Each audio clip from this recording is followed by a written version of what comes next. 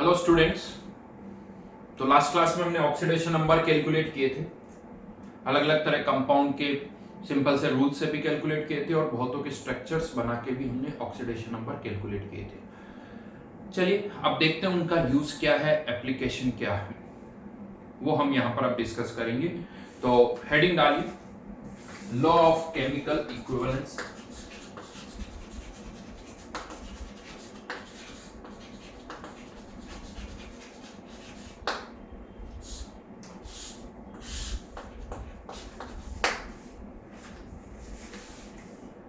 Law of chemical equivalence क्या है ये? तो एक पहला एप्लीकेशन इक्विवेलेंट कॉन्सेप्ट की जिसकी हम बात कर रहे हैं। मोल कॉन्सेप्ट में हम क्वेश्चन सॉल्व करते थे कि इतने ग्राम रिएक्टेंट है तो प्रोडक्ट इतने ग्राम बनेगा, या इतने ग्राम प्रोडक्ट के लिए इतने ग्राम रिएक्टेंट आपको यूज करना पड़ेगा। इस तरह के क्वेश्चंस हमने बहुत सारे किए हुए। वो क्वेश्चंस जो है सेम क्वेश्चन आप इक्विवेलेंट कॉन्सेप्ट से भी कर सकते हो। क्या है ये इक्विवेलेंट कॉन्सेप्ट, क्या है ये लॉ ऑफ केमिकल इक्विवेलेंस, वो अब मैं यहां पर आपको बता रहा हूं। तो यहां पर लेट्स से ये कोई केमिकल रिएक्शन है, A moles of A plus B moles of B converting into C moles of C and D moles of D।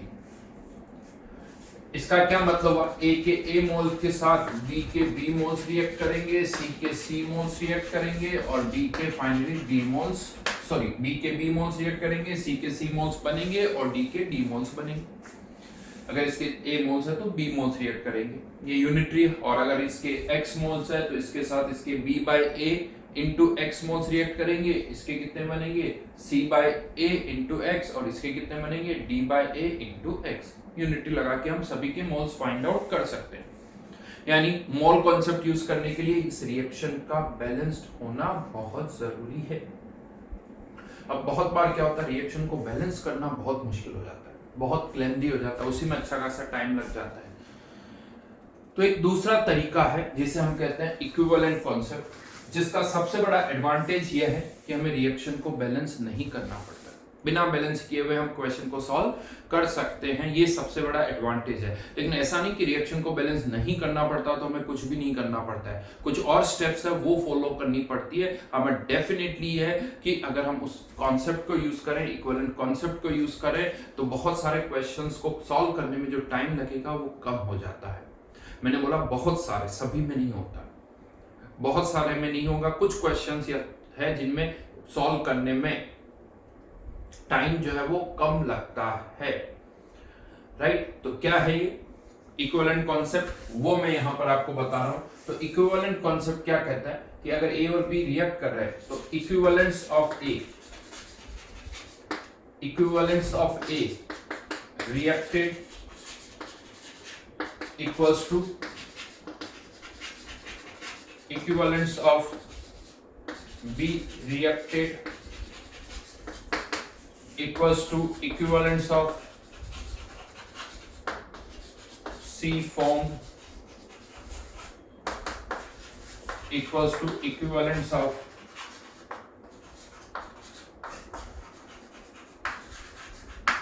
D formed। यानी A के जितने इक्विवेलेंट्स रिएक्ट करेंगे B के भी उतने ही रिएक्ट करेंगे, C के भी उतने इक्विवेलेंट्स बनेंगे और D के भी उतने ही इक्विवेलेंट्स बनेंगे।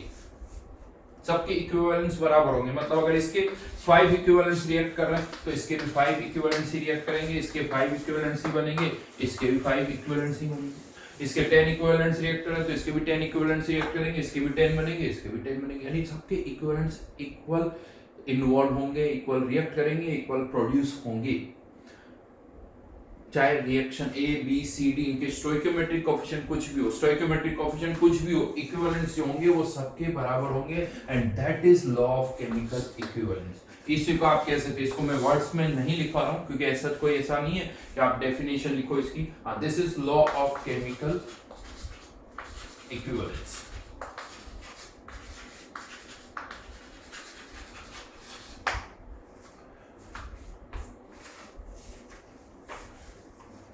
क्वेश्चन आता क्यों, तो मैं बता दूं आपको, क्यों का तो कोई आंसर नहीं इसमें, क्योंकि ये तरीका है जो हमने ऑन पेपर फाइंड आउट किया है, एक मेथड है जो कि हमने ऑन पेपर इसको डिराइव किया है।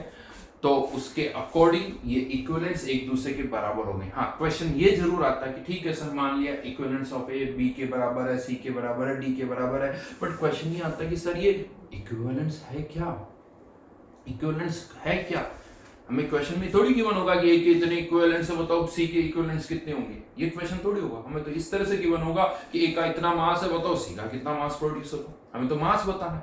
यानी इक्विवेलेंस को मास से कैसे रिलेट करें, कैसे इक्विवेलेंस को मास से रिलेट किया जा सकता है, वो हमें यहाँ पर देखना है। तो चलिए इक्विवेलेंस क्या है इसकी जरूर बात करते हैं। तो जैसा मैंने कहा, ये सब कुछ थ्योरी जो है या जो मेथड ऑन पेपर डिफाइन हुआ है, ऑन पेपर ये डिफाइन हुआ है। इक्विवेलेंस को आप कभी एक्सपेरिमेंटली फाइंड आउट नहीं कर सकते हो। तो ये इक्विवेलेंस क्या है, इसे भी ऑन पेपर ही डिफाइन किया गया। तो यहाँ पर इक्विवेलेंस जैसे नंबर ऑफ मोल्स होते हैं, उसी तरह से नंबर ऑफ इक्विवेलेंस एक टर्म है, and number of equivalents equals to mass of substance divided by equivalent mass। जैसे मॉलिक्यूलर मास एक टर्म होती है, यहां पर हमने इक्विवेलेंट मास एक टर्म डिफाइन कर दी। तो जैसे नंबर ऑफ मोल्स निकालने के लिए हम क्या करते हैं, नंबर ऑफ मोल्स निकालने के लिए हम करते हैं मास of substance divided by molecular mass. Molecular मास उसी तरह से यहां पर किससे डिवाइड कर दिया, इक्विवेलेंट मास से। हाँ, लेकिन डेफिनेटली अब आपका क्वेश्चन आएगा सर मॉलिक्यूलर मास तो हमें पता होता है, H2 का 2, O2 का 32, ये हमें पता होता है। तो इक्विवेलेंट मास क्या है, चलिए इक्विवेलेंट मास को भी डिफाइन कर देते हैं। तो इक्विवेलेंट मास क्या है, equivalent mass equals to molar mass, molecular mass कह दो, मोलर मास या मॉलिक्यूलर मास एक ही बात है, upon one more term N factor.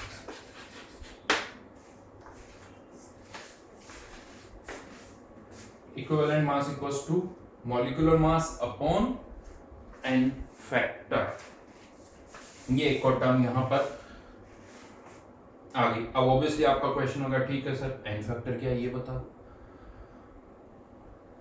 तो ये चेंज जो है वो यही रुक जाएगी, क्योंकि नंबर ऑफ इक्विवेलेंट्स निकालने के लिए इक्विवेलेंट मास चाहिए, इक्विवेलेंट मास निकालने के लिए एन फैक्टर चाहिए। अब एन फैक्टर कैसे निकालें, तो एन फैक्टर कैसे निकालेंगे ये अब हम यहाँ पर डिस्कस करेंगे। ये एन फैक्टर जो है वो सब्सटेंस टू सब्सटेंस वेरी करता है। इवन एक सब्सटेंस के लिए भी इसकी value reaction to reaction vary करती है। तो अगर हमें एन फैक्टर पता चल जाए तो हम इक्विवेलेंट मास पता कर लेंगे, और इक्विवेलेंट मास पता चल गया तो हम नंबर ऑफ इक्विवेलेंट्स निकाल सकते हैं।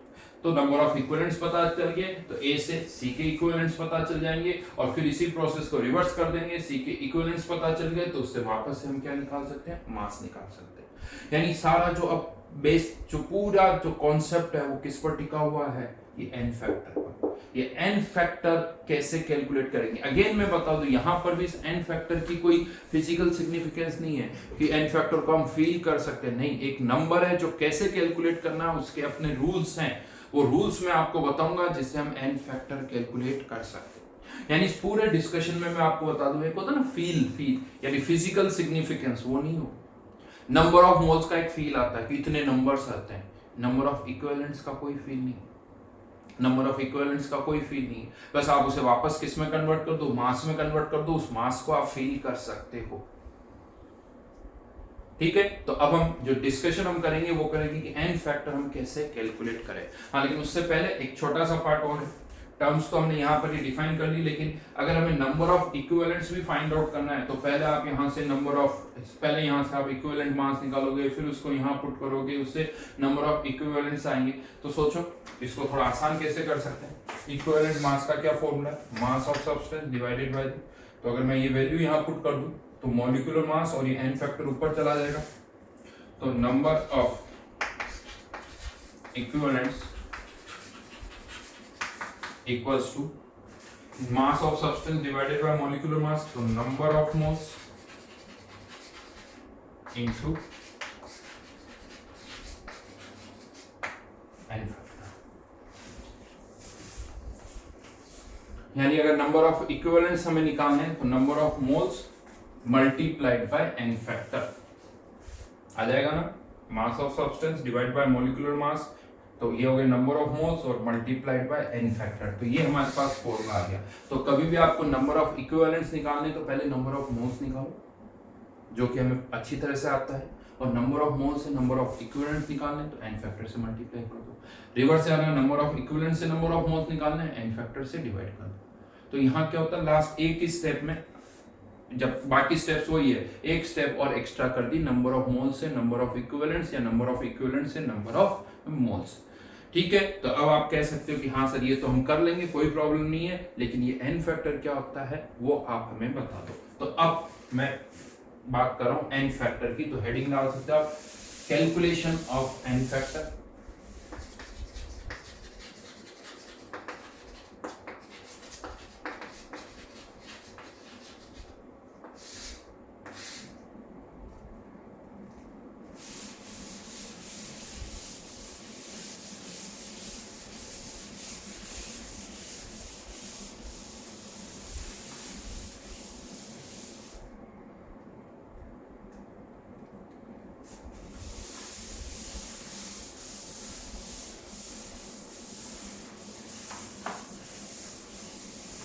कैलकुलेशन ऑफ n फैक्टर, इसको हम दो पार्ट में डिवाइड करें। Case 1 for non redox reaction.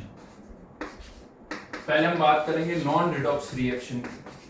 वैसे नॉन रिडॉक्स रिएक्शंस को बैलेंस करना बहुत आसान होता है, इनको बैलेंस करना बहुत आसान होता है, तो बहुत ज्यादा यूज नहीं है नॉन रिडॉक्स रिएक्शन में n फैक्टर का या इक्विवेलेंट कॉन्सेप्ट का। मेनली इक्विवेलेंट कॉन्सेप्ट का जो यूज आएगा वो रिडॉक्स रिएक्शंस में आता है, क्योंकि उनको बैलेंस करने में अच्छा खासा टाइम लगता है। इवन इस चैप्टर में हम ये भी डिस्कस करेंगे कि रिडॉक्स रिएक्शन को हम कैसे बैलेंस कर सकते हैं, वो भी एक पार्ट आएगा। पहले हम डिस्कस करेंगे n फैक्टर, क्योंकि with the help of n factor even हम रिडॉक्स रिएक्शन को बहुत आसानी से बैलेंस भी कर सकते हैं।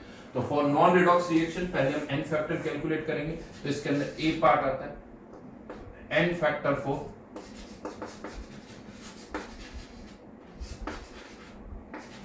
Acid and base. किसी एसिड और बेस का n फैक्टर क्या होगा, H3PO4 plus NaOH, Na2HPO4 plus H2। ये एक एसिड बेस रिएक्शन है, साफ साफ दिख रहा है, ये एसिड है, H प्लस दे रहा है, ये बेस है जो कि क्या दे रहा है, OH आयन। हमें इसका n फैक्टर बताना है कि n फैक्टर क्या होगा, उसका फॉर्मूला मैं लिखवा रहा हूं यहाँ पर। तो in case of acid n factor equals to number of H plus या OH आयन, एसिड है तो H प्लस या बेस है तो OH ion, given by 1 mole of acid or base, 1 molecule of acid or base, 1 molecule of acid or base। एक acid और base का molecule कितने H प्लस आयन दे रहा है, ठीक है। जैसे H3PO4 की बात करें, ये यहां पर इसके पास 3 H प्लस आयन है, तो क्या इसका n फैक्टर 3 हो गया? नहीं, क्योंकि इस रिएक्शन को अगर हम देखें तो 3 में से एक तो अभी भी दिख रहा है, यानी इसका एक मॉलिक्यूल इस रिएक्शन में 2 H प्लस आयन दे रहा है, तो इसका n फैक्टर कितना हो जाएगा, 2। एक मॉलिक्यूल 2 H प्लस आयन दे रहा है, इसलिए n फैक्टर इसका कितना हो गया, 2। NaOH एक मॉलिक्यूल है, इसके पास एक OH आयन, एक ही दिख रहा है बेसिक, ऑब्वियसली इस रिएक्शन में वो लूज कर रहा है, इसका OH आयन, इसका H प्लस आयन रिएक्ट करके क्या बना रहा है, H2O, तो इसका n फैक्टर क्या हो जाएगा, 1। यही रिएक्शन अगर ऐसे होगी, H3PO4 plus NaOH, Na3PO4 plus H2। अब यहां पर देखें तो इसके पास 3 H प्लस आयन है, यहाँ पर एक भी नहीं दिख रहा, यानी ये तीनों H प्लस आयन दे रहा है, तो इसका n फैक्टर, एक मॉलिक्यूल 3 H प्लस आयन दे रहा है, n फैक्टर इसका एक मॉलिक्यूल, इसके पास अभी भी एक ही। अगर हाँ ये कह सकते हो सर इसके 3 H प्लस आयन तो इसके भी 3 OH आयन तो रिएक्ट करेंगे, लेकिन 3 OH आयन क्या एक मॉलिक्यूल में से आएंगे? नहीं, 3 में से आएंगे। हमें तो एक से मतलब है, एक से मॉलिक्यूल से कितना OH आयन आ रहा है, तो एक मॉलिक्यूल से तो एक ही आ रहा है, तो इसका n फैक्टर 1।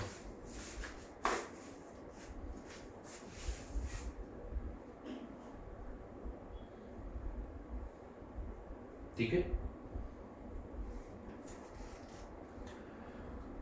लेकिन कह सकते हो सिर्फ इसके लिए तो फिर रिएक्शन पता होनी चाहिए। यस, अगर एन फैक्टर निकालना है तो रिएक्शन पता होनी ही चाहिए। अगर प्रोडक्ट्स नहीं पता तो हम एन फैक्टर नहीं निकाल सकते, तो प्रोडक्ट्स पता होने चाहिए।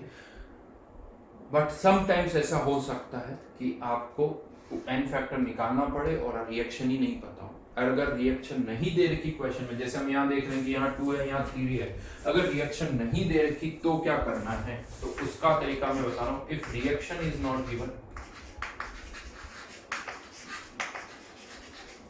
तो हम मान लेते हैं कि जितने उसके पास एसिडिक हाइड्रोजन है, जैसे H3PO4 के पास 3 एसिडिक हाइड्रोजन है, तो हम ये मान लेंगे कि ये सारे रिएक्ट कर रहे हैं, फिर ये तीनों ही लूज कर रहा है जितने भी उसके पास एसिडिक हाइड्रोजन है। तो फिर एन फैक्टर निकालना आसान हो जाएगा। उस केस में आप कह सकते हैं एन फैक्टर किसके बराबर होगा, या तो उसकी बेसिसिटी, अगर एसिड है तो, और बेस है तो उसकी एसिडिटी। बेस है तो उसकी acidity, n factor equals to basicity और एसिडिटी, राइट।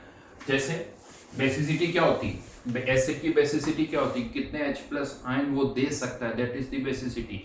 एसिड की बेसिसिटी, एसिड की बेसिसिटी और बेस के लिए टर्म क्या डिफाइन होती है, एसिडिटी। तो बेस के लिए एसिडिटी मतलब कितने OH आयन वो दे सकता है, ठीक है। तो यहाँ पर अगर हम देखें H3PO4 की मैं बात करूं, इसका एन फैक्टर सबको पता है, 3 H प्लस आयन ये दे सकता है, 3। इसी के साथ मैं बात करूं H3PO3, ऐसा नहीं कि जितने हाइड्रोजन दिख रहे हैं सब एसिडिक होते हैं, CH4 में एक भी हाइड्रोजन एसिडिक नहीं होता। तो H3PO3 इसमें 2 ही एसिडिक हाइड्रोजन होती है, 2 ही ये लूज कर सकता है। H3PO2 इसमें एक ही होती है। बेरियम हाइड्रोक्साइड इसमें कितने OH आयन है, 2, तो इसका एन फैक्टर 2। तो अगर रिएक्शन नहीं दे रखी तो मान लेते हैं कि जितने H प्लस या OH आयन वो लूज कर सकता है वो कर रहा होगा। तो ये इनके एन फैक्टर्स हैं, ये इनके एन फैक्टर्स यहाँ पर हम कैलकुलेट कर सकते। अब आगे बढ़ने से पहले चलिए थोड़ा सा मैं बताता हूँ कि और अभी हम कैसे जाएंगे एन फैक्टर कैलकुलेट करने के। लेकिन जो लॉ ऑफ केमिकल इक्विवेलेंस है, अभी भी वही आता है सर ये कैसे कह दिया, तो मैं आपको बता दूं ये कुछ नहीं, केवल स्टेप्स का रीअरेंजमेंट है। एक एग्जांपल से आपको समझाता हूं कि ये क्यों हम ऐसा कह सकते हैं कि सभी के इक्विवेलेंस बराबर होंगे, हम इनके एन फैक्टर कैलकुलेट कर सकते हैं। चलिए एक एग्जांपल लेते हैं, H2SO4 plus NaOH, Na2SO4 plus H। वैसे तो इस रिएक्शन को बैलेंस करना बहुत आसान है, तो आप बैलेंसिंग से कर सकते हो क्वेश्चन को सॉल्व, बट अब हम इसको इक्विवेलेंट कॉन्सेप्ट से समझेंगे। मैंने अभी इस रिएक्शन को बैलेंस नहीं किया है, इस रिएक्शन को बैलेंस नहीं किया है, ठीक है। अगर मैं आपसे क्वेश्चन पूछता हूं, बताओ इसके X मोल रिएक्ट कर रहे हैं इसके Y मोल के साथ, इसके X मोल इसके Y मोल के साथ रिएक्ट कर रहे हैं, what is the relationship between X and Y? X और Y बराबर होंगे अगर इसके X मोल इसके Y मोल के साथ रिएक्ट कर रहे हैं। क्या X इक्वल्स टू Y या X इक्वल्स टू 2Y या Y इक्वल्स टू 2X? क्या करते हैं अगर ये रिएक्शन है तो क्या A option X equals to Y, B option X equals to 2Y या C option 2X equals to Y?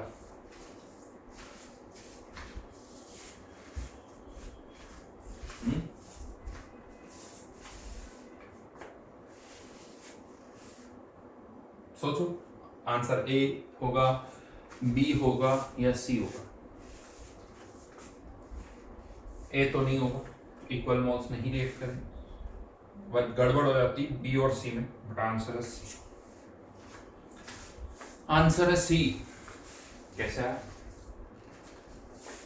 उसके लिए मोल्स को रिलेट करना है तो रिएक्शन को बैलेंस करना होगा, रिएक्शन को बैलेंस करना होगा। आई थिंक ये आसान रिएक्शन है, आप सभी इजीली बैलेंस कर लेते हो, बट ठीक है ये टू ऐसे बैलेंस करती, यानी अब ये बैलेंस रिएक्शन और हम कह रहे हैं इसके X मोल के साथ इसके Y रिएक्ट कर रहे हैं, तो यहाँ पर मैंने इस y को हटा दिया। अगर पहले इसके x रिएक्ट कर रहा है तो x के साथ इसके कितने रिएक्ट करेंगे, ऑब्वियसली 2x। x के साथ कितने रिएक्ट करेंगे, 2x। और हम कह रहे हैं कि रिएक्ट कितने कर रहे हैं, y, इसका मतलब 2x किसके बराबर है, y। 2x किसके बराबर है, y।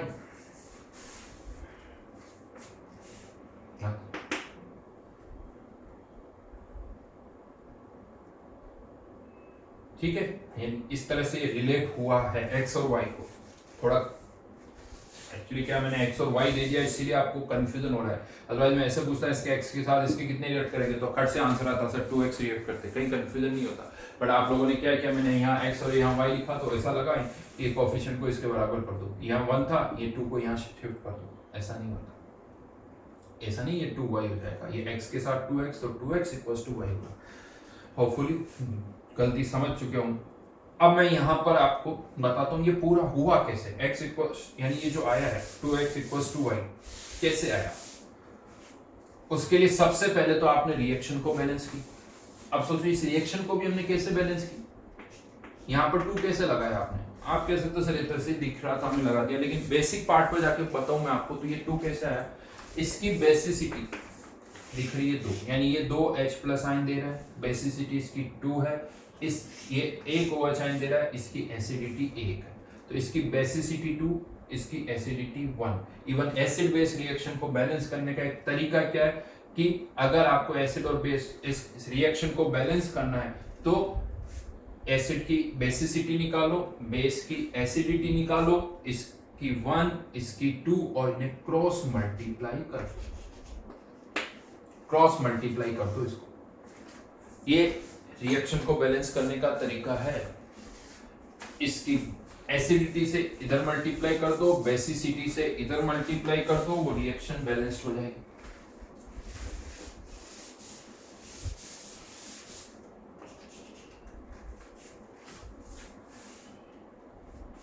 ठीक है, नाउ रिएक्शन तो हो गई बैलेंस। अब क्या करें, किससे बैलेंस किया आपने, एक की एसिडिटी निकाली, दूसरे की बेसिसिटी निकाली और उसे क्रॉस मल्टीप्लाई कर दिया। उसके बाद अब अगर मुझे x और y को रिलेट करना है कि इसके x मोल के साथ इसके y मोल रिएक्ट कर रहे हैं, तो हमने देखा आंसर 2xy आया, मतलब ये 2 इधर आके मल्टीप्लाई हो रहा है, ये इधर, यानी अब ये जो स्टोइकियोमेट्रिक कोएफिशिएंट है इसका 1 इसका 2, ये कैसा है, एसिडिटी और बेसिसिटी से एसिडिटी बेसिसिटी निकाली, उनको क्रॉस मल्टीप्लाई किया तो वो इनके क्या बन गए, स्टोइकियोमेट्रिक कोएफिशिएंट। अब अगर मुझे x और y को रिलेट करना है तो तरीका क्या दिख रहा है, इसके कोएफिशिएंट से इसको मल्टीप्लाई करो और इसके कोएफिशिएंट से इसको मल्टीप्लाई करो, 2x = y, यही हो रहा है। कोएफिशिएंट को फिर क्रॉस मल्टीप्लाई कर दिया, पहले एसिडिटी बेसिसिटी को क्रॉस मल्टीप्लाई किया, अब वापस कोएफिशिएंट्स को क्रॉस मल्टीप्लाई कर दिया। यानी आप सोचो कितना कॉम्प्लिकेटेड कर रहे हैं, कितना कॉम्प्लिकेटेड कर रहे हैं। हमारा पर्पस x और y को ही तो रिलेट करना है, x और y को अगर रिलेट करना है तो पहले हम रिएक्शन को बैलेंस करें क्रॉस मल्टीप्लाई करके, फिर उन कोएफिशिएंट्स को यहाँ पर यूज करें, फिर क्रॉस मल्टीप्लाई करके। इससे अच्छा आसान क्या दिख रहा है, सीधी सी बात है कि इसके x मोल के साथ इसके y रिएक्ट कर रहे हैं, हमें x और y को रिलेट करना है, तो अल्टीमेटली ये 2 क्या है, इस H2SO4 की बेसिसिटी, 1 क्या है, NaOH की बेसिसिटी एसिडिटी। तो सीधा हम डायरेक्टली इसी स्टेप से क्यों नहीं स्टार्ट कर देते कि इसके मोल्स को इसकी बेसिसिटी से मल्टीप्लाई कर दो और इसके मोल्स को NaOH के मोल्स को इसकी एसिडिटी से मल्टीप्लाई करके इक्वेट कर दो, यानी H2SO4 के मोल्स को उसकी बेसिसिटी से मल्टीप्लाई कर दो और बेस के मोल्स को उसकी एसिडिटी से मल्टीप्लाई करके आप इक्वेट कर सकते हो। ठीक है, हाँ, लेकिन अब कर तो ऐसा सकते हैं, लेकिन अब क्या हो रहा है, एक जगह पर तो आप मोल्स को बेसिसिटी से मल्टीप्लाई कर रहे हो, एक जगह मोल्स को एसिडिटी से मल्टीप्लाई कर रहे हो। तो थोड़ी लैंग्वेज को आसान बनाने के लिए हमने क्या किया, आसान बनाने के लिए क्या किया कि इसके मोल्स को हमने n फैक्टर से मल्टीप्लाई कर दिया, इसके मोल्स को भी n फैक्टर से मल्टीप्लाई कर दिया और अलग से क्या लिख दिया कि n फैक्टर क्या है, बेस के केस में एसिडिटी और एसिड के केस में बेसिसिटी। बात हो ही रही है, बात कुछ नहीं प्रेजेंट करने का तरीका बदल गया कि मोल्स को n फैक्टर से मल्टीप्लाई कर दो और इक्वेट कर दो। अब आसान होगी कि इसके मोल्स को इसके एन फैक्टर से, इसके मोल्स को इसके एन फैक्टर से मल्टीप्लाई कर दो और फिर उनको इक्वेट कर दो। अब पूछोगे सर एन फैक्टर क्या है, तो वो एक वेरिएबल है, हर एक के लिए हम अलग अलग तरह से उसको डिफाइन करेंगे, उसको हम अलग से कर रहे हैं डिफाइन। क्या एन फैक्टर एसिड के केस में क्या है, उसकी बेसिसिटी, बेस के केस में क्या है, उसकी एसिडिटी, वो अलग तरह से हमने डिफाइन कर दी है। वही मोल कॉन्सेप्ट, लेकिन प्रेजेंट करने का तरीका अलग है। यहाँ पर हम बार बार स्टेप्स में इधर से उधर मल्टीप्लाई कर रहे हैं, यहाँ पर डायरेक्टली मल्टीप्लाई कर रहे हैं। अच्छा, इसमें और आसान बनाने के लिए क्या होता है, लैंग्वेज को और थोड़ी अच्छी बनाने के लिए इसके मोल्स को एन फैक्टर से, इसके मोल्स को एन फैक्टर से मल्टीप्लाई कर दिया। आप दोनों को इक्वेट कर रहे हैं, तो मोल्स इनटू एन फैक्टर को एक नया नाम दे दिया, नंबर ऑफ इक्विवेलेंट्स। तो ये भी इसके इक्विवेलेंट्स हो गए और हमने कह दिया कि दोनों के इक्विवेलेंट्स बराबर। इस तरह से number of equivalents word picture में आ, यानी हम ये सोचते रहते सर ये नंबर ऑफ इक्विवेलेंट्स क्या है, बस यही है नंबर ऑफ इक्विवेलेंट्स। तो अब हमें यहाँ पर हर जगह एक ऐसा फैक्टर फाइंड आउट करना होगा जिसको हम मोल से मल्टीप्लाई करके दोनों को इक्वेट कर सकते हैं।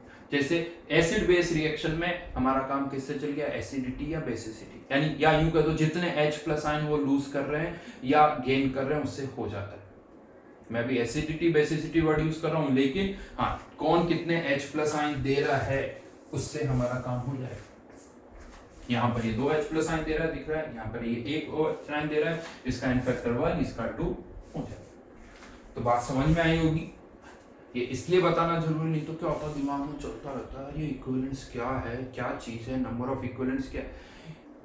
इस एग्जांपल से अच्छा कोई एग्जांपल नहीं हो सकता इसको समझने के लिए कि यार ये सही बात है कि हम पहले इधर मल्टीप्लाई किया, क्रॉस मल्टीप्लाई किया, फिर क्रॉस मल्टीप्लाई कर रहे हो, और अल्टीमेटली हमारा पर्पस रिएक्शन को बैलेंस करना तो था ही नहीं। हमारा पर्पस तो क्या था, एक्स और वाई को रिलेट करना। अब मुझे एक्स पता है तो वाई निकाल सकता हूँ, वाई पता है तो एक्स निकाल सकता हूँ, बात खत्म। हमारा तो यही पर्पस था, राइट। चलिए एक छोटा सा पार्ट था जो मैंने आपको यहाँ पर बता दिया। ये तो था n factor for acid and base in non redox reaction, ये ध्यान रखना। B part,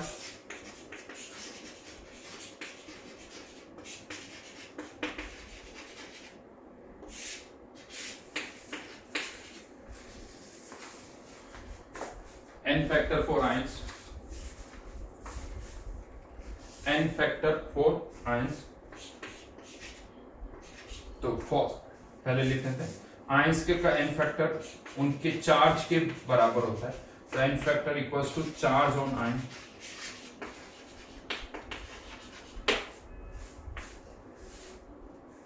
charge on ion. जैसे फॉस्फेट आयन का n फैक्टर कितना हो जाएगा 3, एल्यूमिनियम आयन का या आयरन का ले लेता हूं Fe+2 का n फैक्टर 2, यस Fe अगर +3 है तो इसका n फैक्टर। सल्फेट आयन इसका एन फैक्टर। तो जो चार्ज होता है आयन का वही उसका एन फैक्टर होता है। फिर से कहूंगा नॉन रिडॉक्स रिएक्शन में, रिडॉक्स रिएक्शन की अभी हम बात नहीं कर रहे हैं, उनको हम अलग से देखेंगे। तो ये नॉन रिडॉक्स रिएक्शन के केस में हो। And third one n factor 4,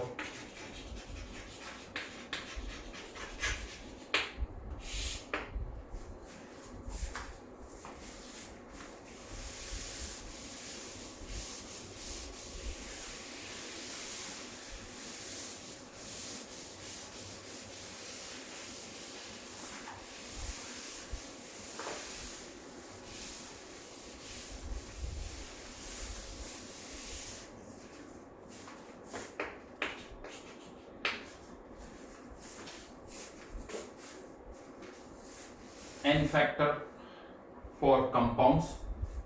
लिखिए पहले n factor equals to total charge on cation or anion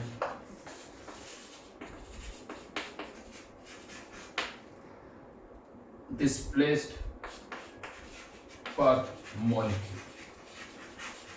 total charge on cation और anion displaced molecule. Example Na3PO4 plus HCl NaH2PO4 plus NaC। हमें इनका n factor find out करना, in fact reactants और product चारों का N factor अब हम निकालेंगे। कैसे देखते हैं, तो देखिए कोई भी जो नॉन रिडॉक्स रिएक्शन होती है इनमें होता क्या है, केटाइन और एनाइन अपनी पोजीशंस को एक्सचेंज करते हैं, यही इंटरचेंज होते हैं। आप यहाँ पर या तो केटाइन के थ्रू सोचिए या एनाइन के थ्रू सोचिए, किसी एक के थ्रू, क्योंकि केटाइन को भी हटा दिया अपनी जगह से, एनाइन को भी हटा दिया तो बात तो वही रह जाएगी। तो कोई एक तरह से कह सकते हैं यहाँ पर ये H plus ion Na ion को रिप्लेस कर रहे हैं और Na आयन यहाँ से H को रिप्लेस कर रहा है, दिख रही है। इस Na की जगह H आ गया, इस H की जगह Na आ गया, यानी ये एक दूसरे को रिप्लेस कर रहे हैं। अब यहाँ पर अगर हमें Na3PO4 का इनफैक्टर निकालना है तो ये देखो कि पर मॉलिक्यूल यहाँ से कितने केटाइन डिस्प्लेस हो रहे हैं और उन पर कितना चार्ज है, राइट नो। Na पर तो +1 ही चार्ज है, तो टोटल कितने Na आयन डिस्प्लेस हो रहे हैं, तो यहाँ 3 दिख रहे हैं, यहाँ पर 1 है, तो कितने डिस्प्लेस हुए 2, और उस पर चार्ज कितना था +2, तो ये इनफैक्टर +2 2 है, 2 पर चार्ज प्लस, ठीक है एन फैक्टर। यहाँ पर अगर हम देखें तो HC इस पर HCl की अगर हम बात करें तो एक ही H+ आयन है, वो डिस्प्लेस हो रहा है। हाँ, अब आपके माइंड में आएगा नहीं सर फिर यहाँ पर 2 Na+ डिस्प्लेस हुए तो यहाँ पे भी 2 H+ डिस्प्लेस होंगे, 2 H+ तो होंगे, लेकिन क्या एक ही मॉलिक्यूल में से, दो में से 2 होंगे, एक में से कितना होगा, एक में से तो एक ही होगा, इसीलिए इसका इनफैक्टर 1 हो जाएगा।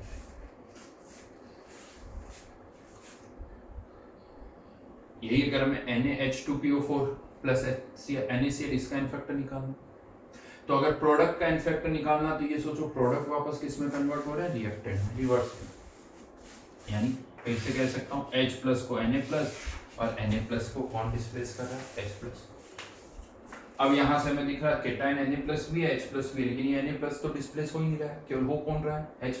कितने H+ आयन है, 2, जो कि यहाँ से दिख रहे हैं, रिवर्स आने पर डिस्प्लेस हो रहे हैं। ये 2 H+ आयन है, दोनों डिस्प्लेस हो रहे हैं, तो इसका इनफैक्टर 2। यहाँ से कौन डिस्प्लेस हो रहा है, एक ही Na+ आयन है, 2 मॉलिक्यूल में से 2 Na+ आयन होंगे, एक में से तो एक ही होगा, तो इसका इनफैक्टर अगेन।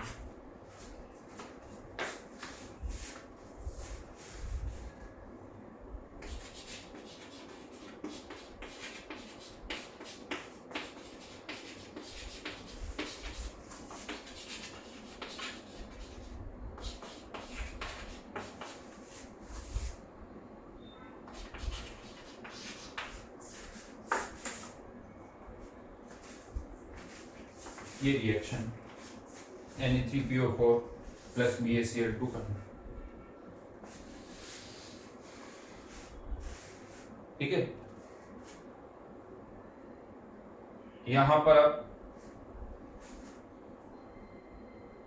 इनके इनफैक्टर्स क्या होंगे, फिर से देखते हैं। एक Na+ दिख रहा है, कितने Na+ शिफ्ट हुए, कितने 2 डिस्प्लेस हो गए, इसका इनफैक्टर अभी भी 2 Na+ है। यहां से कौन डिस्प्लेस हो रहा है, कौन हो रहा है, Ba या एक Ba और एक Cl भी हो रहा है। तो यहाँ बहुत तो क्या लगता है, हाँ सर एक Ba और एक Cl हो रहा है, क्योंकि यहाँ पर एक ही Cl दिख रहा है। तो अगर यहाँ से एक Ba और एक Cl हो रहा होता सपोज, तो जैसे Ba तो यहाँ दिख रहा है, यानी अगर यहाँ से BaCl पूरा डिस्प्लेस होता तो यहाँ BaCl आता, नहीं आया, तो Cl कहाँ गया। तो मैं आपको बता दूं यहाँ से Cl डिस्प्लेस ही नहीं हो रहा है, यहाँ से केवल कौन डिस्प्लेस हो रहा है, बेरियम ही हो रहा है। वो तो इस फॉर्मूले को हम लिखते हैं ऐसे, NaCl ऐसे थोड़ी Na2Cl2 सिंपलेस्ट रेशियो में लिखते हैं, इसलिए NaCl लिखा हुआ। डिस्प्लेस तो फिर से वही कहूंगा, केटाइन को केटाइन, एनाइन को एनाइन, यानी यहाँ पर बेरियम Na+ को और Na+ आयन किसको कर रहा है, बेरियम को कर रहा है। वो एक बेरियम ही डिस्प्लेस हो रहा है, एक ही है पर मॉलिक्यूल, वो डिस्प्लेस हो रहा है, तो इसका इनफैक्टर भी। यहां पर फिर से सोचो, ये Na+ को बेरियम प्लस और बेरियम प्लस को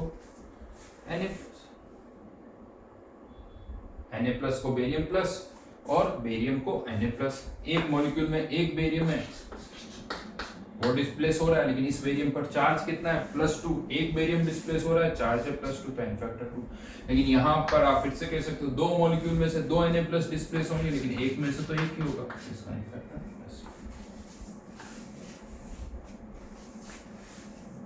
ये साइन फैक्टर निकालना है तो इतना सोचना होगा। आप कह सकते हो सर ये तो बैलेंस करके आसानी से हम कर ही सकते हैं, या लग रहा है कि बैलेंस्ड ही है, ठीक है इसको 2 से मल्टीप्लाई करो बैलेंस हो जाए।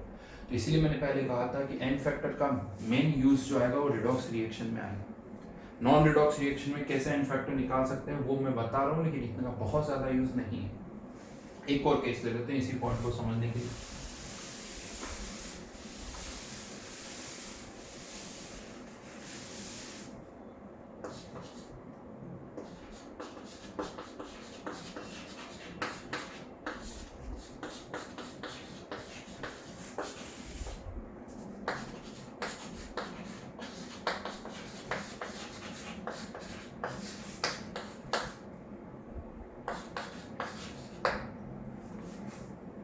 इन चारों का n फैक्टर आपको फाइंड आउट करना है।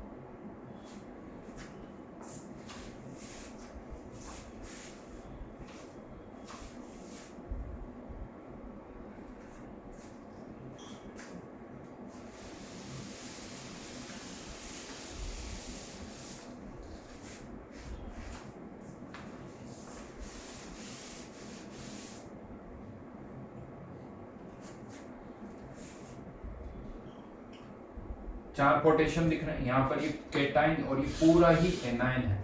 ये चार पोटेशियम दिख रहा है, यहाँ पर एक है, यानी कितने डिस्प्लेस हो गए, तीन डिस्प्लेस हो गए एक मॉलिक्यूल में से, तो इसका n फैक्टर कितना हो गया 3। इसका n फैक्टर कितना हो गया 3। यहां से क्या Cl डिस्प्लेस हो रहा है क्या, नहीं, Cl डिस्प्लेस होता तो यहाँ पे दिखता, तो आयरन ही डिस्प्लेस हो रहा है यहाँ से, एक मॉलिक्यूल में से एक आयरन, क्योंकि वहां पर Cl के साथ अब कोई आयरन नहीं है, यानी यहाँ जो भी आयरन है डिस्प्लेस हो रहा है, तो इसका n फैक्टर भी। रिवर्स में देखें तो ये दोनों केटाइन है, लेकिन पोटेशियम तो डिस्प्लेस नहीं हो रहा, आयरन हो रहा है, और इस एक आयरन पर चार्ज है +3, तो इसका n फैक्टर। हाँ, इसका n फैक्टर, एक आयरन 3 पोटेशियम को डिस्प्लेस करेगा, लेकिन 3 मॉलिक्यूल में से 3 को, एक में से तो एक को ही करेगा। ये इनके n फैक्टर्स 3 3 3 और 1। तो ये थे नॉन रिडॉक्स रिएक्शन के केस में n फैक्टर कैसे हम कैलकुलेट कर सकते हैं, वो मैंने आपको यहाँ पर बताया।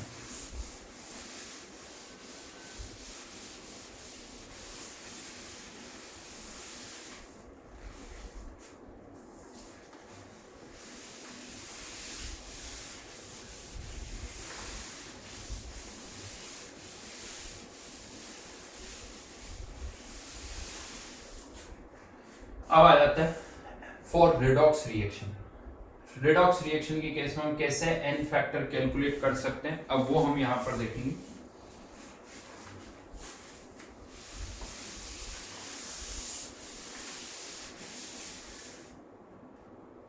For case 2, for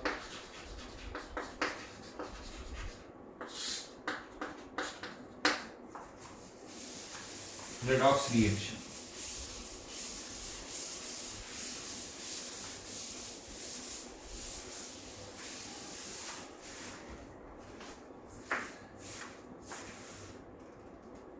throughout this redox reaction अगर हमें n फैक्टर कैलकुलेट करना तो एक फॉर्मूला है, नंबर ऑफ इलेक्ट्रॉन्स इन्वॉल्व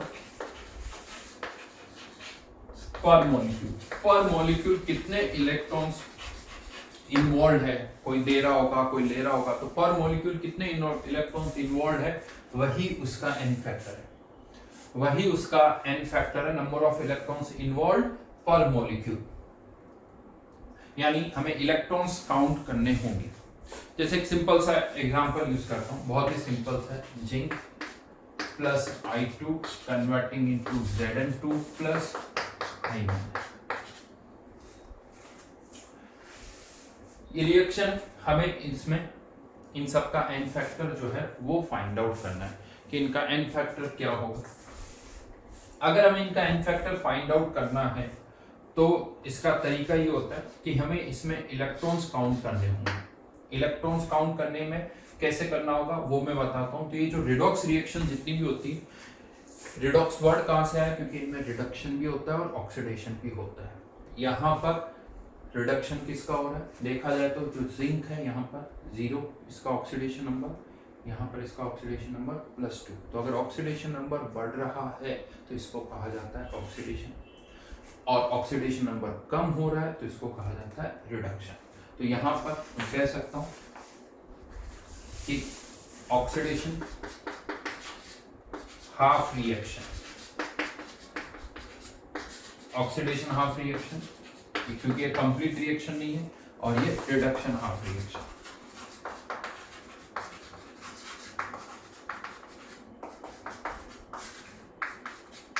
यहां पर ऑक्सीडेशन नंबर कम हो रहा है, यहां पर ऑक्सीडेशन नंबर बढ़ रहा है, तो इसे आप ऑक्सीडेशन कह सकते हो, यहां पर रिडक्शन हो रहा है। अब कहीं पर भी ऑक्सीडेशन हो रहा है यानी प्लस चार्ज बढ़ रहा है, मतलब इलेक्ट्रॉन कोई लूज ही कर रहा है। तो जहां ऑक्सीडेशन होता है वहां जिसका ऑक्सीडेशन हो रहा है वो इलेक्ट्रॉन लूज कर रहा है। अब आपको ये काउंट करना है कि कितने इलेक्ट्रॉन लूज कर रहा है। तो यहाँ पर दिख रहा है 0, यहाँ पर +2 चार्ज है। इसका मतलब इसको चार्ज को बैलेंस कर लो आप। चार्ज को कैसे बैलेंस करना होता है, यहाँ पर कोई चार्ज नहीं है 0 जिंक पर, यहाँ +2 चार्ज है, तो लेफ्ट और राइट हैंड साइड में चार्ज जो है वो इक्वल होना चाहिए, और इक्वल करने के लिए हमें यहाँ पर कितने इलेक्ट्रॉन ऐड करने पड़ेंगे, 2 इलेक्ट्रॉन। यहाँ पर भी 0 चार्ज, यहाँ पर भी टोटल 0। अब आप ये कह सकते हो कि जिंक जो है Zn+2 में कन्वर्ट हो रहा है, साथ में +2 इलेक्ट्रॉन्स भी लूज कर रहा है, +2 इलेक्ट्रॉन लूज कर रहा है। तो एक जिंक के साथ कितने इलेक्ट्रॉन इन्वॉल्व है, 2, तो इसका एन फैक्टर 2। अरे एक जिंक आयन के साथ भी 2 इलेक्ट्रॉन इन्वॉल्व है, एक जिंक आयन के साथ 2 इलेक्ट्रॉन इन्वॉल्व है, तो इसका एन फैक्टर भी 2।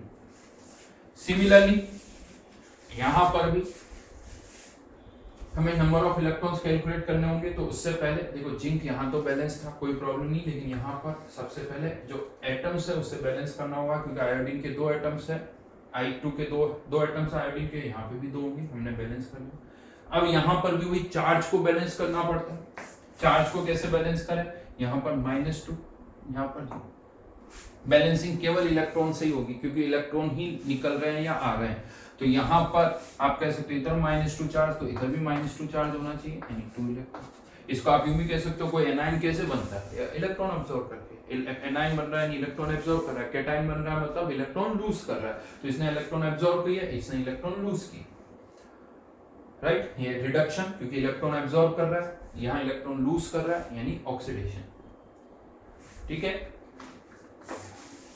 इसको आप ऐसे भी बोल सकते हो, ऑक्सीडेशन मतलब loss of electron, reduction gain of electron.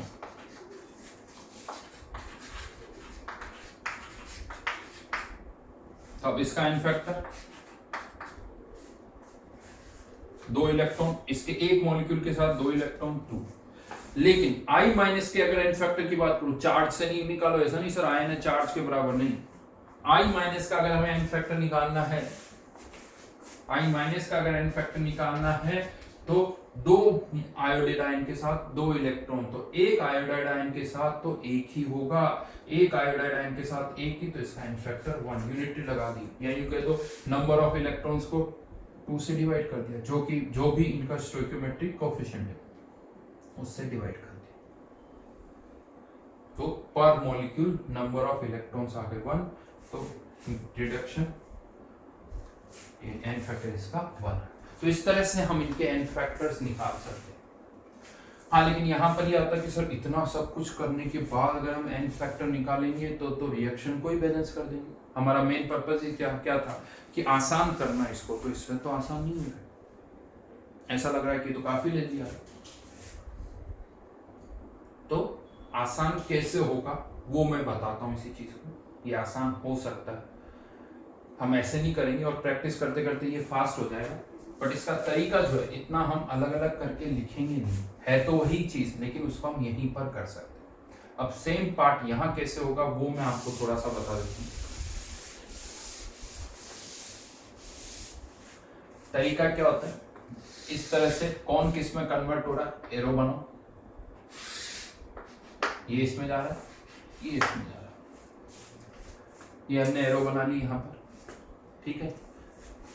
यहाँ पर इन सब के ऊपर इनके ऑक्सीडेशन नंबर्स लिख लीजिए, बड़ा इसका ऑक्सीडेशन नंबर 0, यहाँ पर इसका भी 0, यहाँ पर +2 और यहाँ पर इसका -1, ये हमने इनके ऊपर इनके ऑक्सीडेशन नंबर लिखे, ये हटा देता हूँ।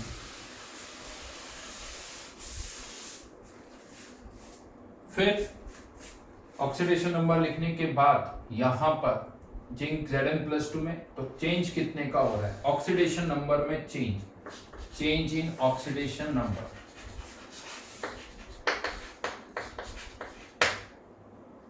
जीरो से -1, यहाँ पर भी ये भी क्या है, चेंज इन ऑक्सीडेशन नंबर।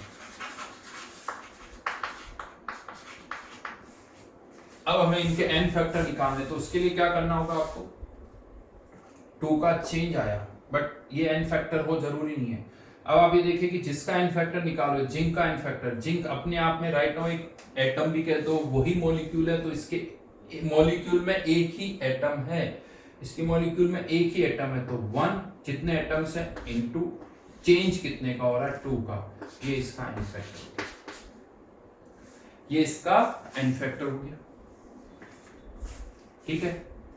उसी तरह से इस Zn+2 का भी एन फैक्टर अगर आप निकालोगे तो इस Zn+2 का यहां लिख रहा हूं मैं, एन फैक्टर भी एक ही एटम है तो 1 × 2, तो इसका एन फैक्टर भी 2 ही हो जाएगा।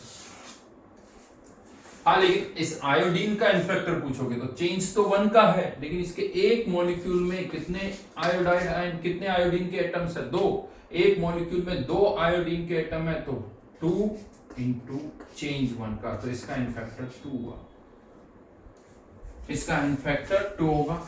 और इस आयोडीन का एन फैक्टर निकालना है तो चेंज 1 का, इसमें एक ही एटम है, एन फैक्टर 1 × 1 इसका।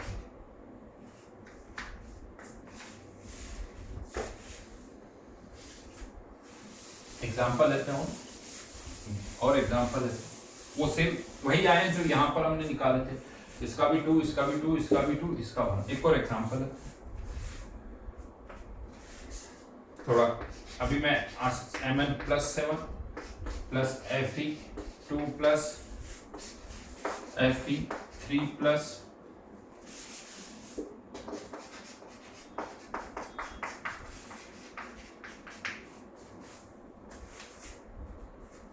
क्या निकालना हमें इन सबका एन फैक्टर, साथ साथ दिख रहा है, ये इसमें जा रहा है और ये इसमें जा रहा है, ठीक है।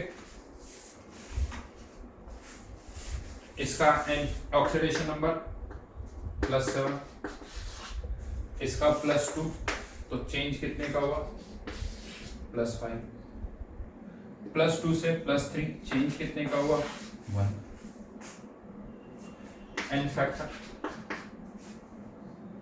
चेंज 5 का हुआ, एक ही एटम है, एन फैक्टर 5, यहाँ पर भी इसका एन फैक्टर भी 5। अब यहाँ पर इनके एन फैक्टर इनके चार्ज के बराबर नहीं है, ध्यान रखना, इसका भी 5, यहाँ चेंज 1 था, एन फैक्टर 1, 1 × 2, यहाँ पर भी एक ही एटम है,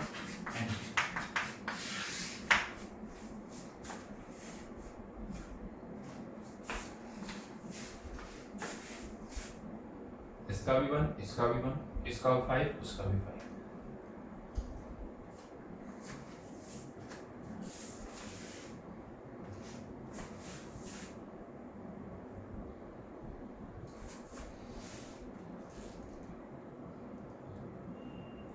अगर आप इसको अलग अलग करके भी नंबर ऑफ इलेक्ट्रॉन्स भी निकालोगे ना तो वो इतने ही आएंगे, यानी पर मॉलिक्यूल इसके, पर आयन इसके 5 इलेक्ट्रॉन इन्वॉल्व है, पर आयन इसका 1 इलेक्ट्रॉन इन्वॉल्व है, पर आयन इसके 5 इलेक्ट्रॉन है, पर आयन इसका 1 इलेक्ट्रॉन। अपने आप स्पीड आ जाएगी, अभी थोड़ा लगेगा, धीरे धीरे स्पीड अपने आप आ जाएगी, फास्ट हो जाएगा ये प्रोसेस। एक एग्जांपल चलिए और ले लेता हूं, अभी हम जस्ट स्टार्ट कर रहे हैं, इसीलिए मैं बहुत ही बेसिक से एग्जांपल्स ले रहा हूँ। 6Cr2O7 2 minus plus Cl2 converting into Cr plus 3 plus Cl3 minus. हमें इन सबके हैंड फैक्टर्स निकालने हैं। सबसे पहला काम क्या करो, इन सब के ऊपर जिनका ऑक्सीडेशन और रिडक्शन हो रहा है वो लिखो। थोड़ा टाइम लगेगा अभी आपको ये भी चेक करने में सर किसका ऑक्सीडेशन हो रहा है किसका रिडक्शन हो रहा है। तो मैं आपको अगेन बता सकता हूँ ऑक्सीजन मोस्टली -2 में रहती है। पेरोक्साइड के लिमिटेड एग्जांपल्स थे जो मैंने आपको बता दिए, या O2 में 0। तो यहाँ पर ज्यादातर में तो ऑक्सीजन -2 में ही होती है। अगर कोई ऑक्सीजन किसी के साथ अटैच्ड है तो -2 में ही होगी। यहाँ पर भी -2 है, यहाँ पर भी -2 ही है। तो मेनली बाकी एलिमेंट्स के लिए आप चेक करिए। क्रोमियम आई थिंक हमें पता है, यहाँ पर +6 निकाल चुके हम। K2Cr2O7 0। यहाँ पर जो इसका चार्ज है वही ऑक्सीडेशन नंबर तो वही होगा और इसका प्लस।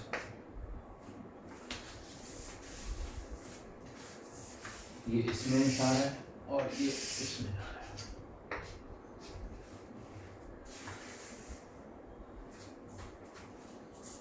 +6 से +3, +6 से +3, 3 का चेंज, 0 से 5, 5 का चेंज। अब हमें क्या बताने इनके एन फैक्टर्स। ये चेंज इन ऑक्सीडेशन नंबर है, एन फैक्टर निकालना है। सोचो आपको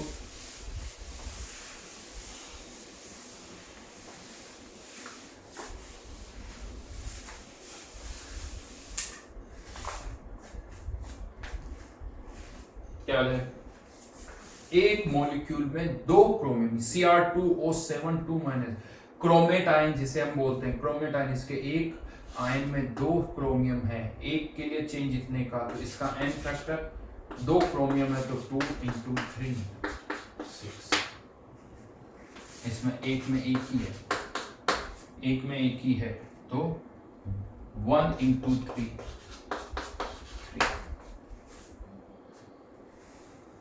इसकी बात करें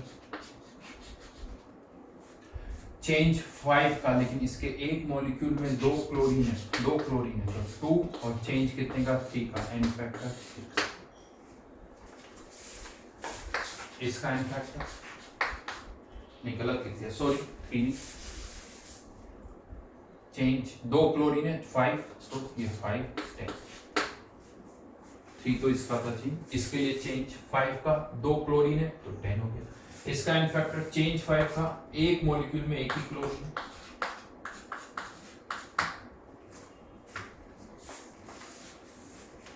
आप अगर इसको बैलेंस करेंगे, जैसे भी मैंने बताया था ना, इलेक्ट्रॉन से बैलेंस करेंगे तो पर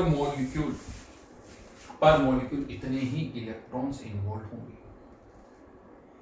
पर मॉलिक्यूल इतने ही इलेक्ट्रॉन्स जो है वो इन्वॉल्व होंगे। ठीक है। ओ तो यहां पर अभी जस्ट स्टार्ट हमने किया है, कुछ केसेस हमने डिस्कस किए हैं और आगे बढ़ेंगे और आगे भी हम करेंगे इस पार्ट को। बट अभी तक तो ये एन फैक्टर है मेन पार्ट। अभी बहुत सारे केसेस और आने वाले हैं, जस्ट मैंने एक इंट्रोडक्शन दिया कि कैसे हम निकाल सकते हैं। तो इसमें और केसेस होंगे जो कि फिर हम नेक्स्ट क्लास में कंटिन्यू करेंगे। ठीक है, अभी आपको कुछ प्रैक्टिस नहीं करनी है, अभी मैं आपको पहले केसेस बताऊंगा, फिर आप अपने लेवल पर प्रैक्टिस कर सकते हैं। ठीक है, थैंक यू।